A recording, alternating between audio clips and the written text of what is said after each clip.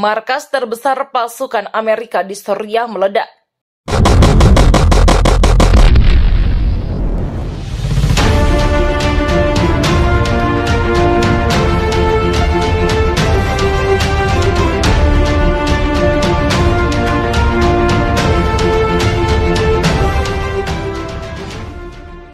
Salah satu pangkalan terbesar militer Amerika Serikat atau AS di Suriah meledak. Insiden ini terjadi di dekat ladang minyak Al-Jabseh, bagian selatan kota Al-Sahdadi, Provinsi Al-Hasakah, Timur Laut Suriah pada Rabu 17 Agustus 2022. Dalam laporan yang dikutip FIFA Militer dari Meh News Agency, ledakan terjadi saat jumlah prajurit angkatan bersenjata AS atau US Armed Forces tengah menjalani latihan. Informasi ini diungkapkan oleh seorang saksi mata yang identitasnya dirahasiakan pasca ledakan. Suara sirine mobil pemadam kebakaran dan ambulans berdering keras. Sementara kepulan asap terlihat membumbung tinggi seiring sejumlah drone yang berterbangan. Ledakan ini terjadi bersamaan dengan latihan militer yang diadakan di dalam pangkalan yang merupakan salah satu pangkalan Amerika terbesar di Suriah, ucap seorang saksi mata yang identitasnya dirahasiakan. Hingga berita ini diturunkan belum diketahui penyebab ledakan itu, apakah dikarenakan serangan bersenjata atau karena kesalahan dalam latihan militer. Ledakan ini adalah yang kedua terjadi di pangkalan Amerika Serikat dalam sepekan terakhir pada Minggu 15 Agustus 2022 lalu. Dua roket menghantam pangkalan militer AS juga di bagian timur laut Suriah. Adalah pangkalan militer AS Al-Tanf yang menjadi sasaran tembakan sepasang roket, sementara tak ada satupun pihak yang mengaku bertanggung jawab atas serangan itu. Pangkalan Al-Tanf adalah pangkalan militer Amerika Serikat yang kerap jadi sasaran serangan roket.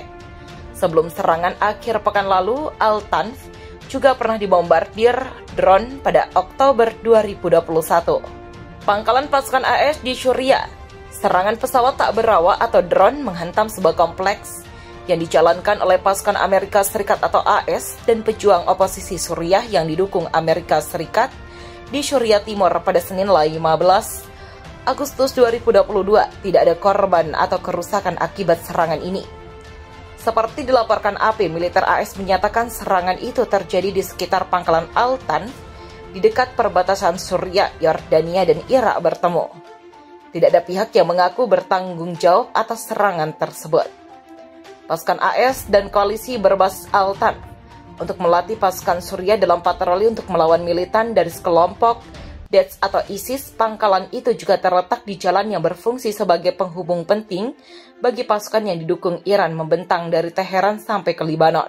Pernyataan militer mengatakan pasukan koalisi koordinasi dengan pejuang posisi yang dikenal sebagai Maghawar al-Taura menanggapi serangan adalah beberapa sistem udara tak berawak di sekitar Al-Tanf Garrison pada hari Senin.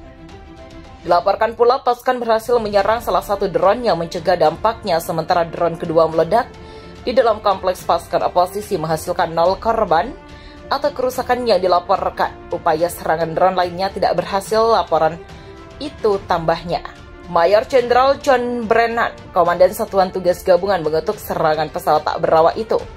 Serangan semacam itu membahayakan nyawa warga sipil Suriah yang tidak bersalah dan merusak upaya signifikan pasukan mitra kami untuk mempertahankan kekalahan abadi ISIS, kata Brennan.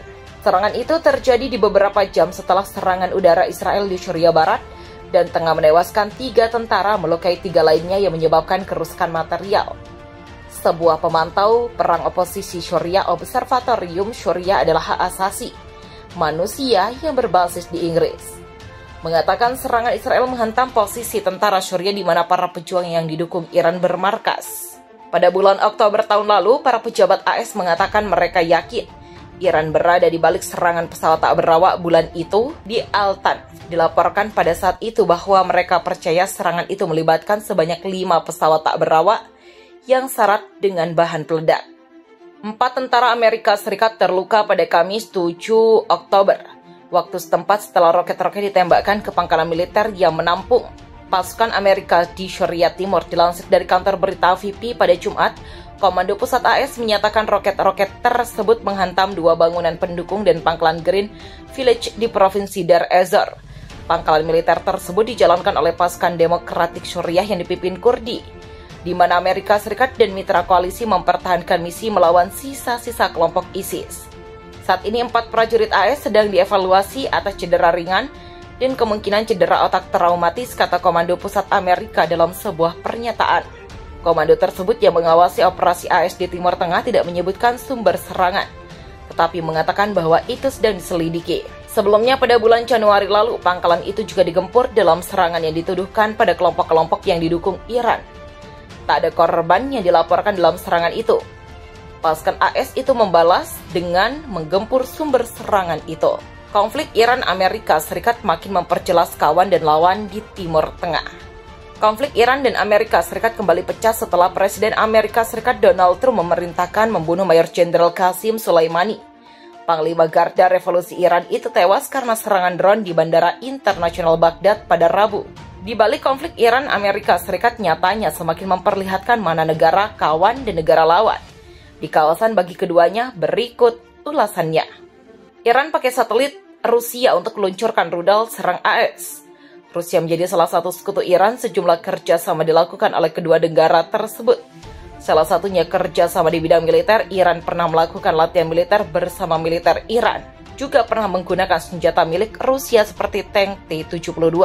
Menurut laporan media penerbangan Rusia Avia Pro, yang mengatakan stasiun televisi Pravda TV, rudal Iran yang menyasar pangkalan militer AS di Erbil dan Ain al-Asad di Provinsi Al-Anbar dipandu pergerakannya dengan satelit Rusia.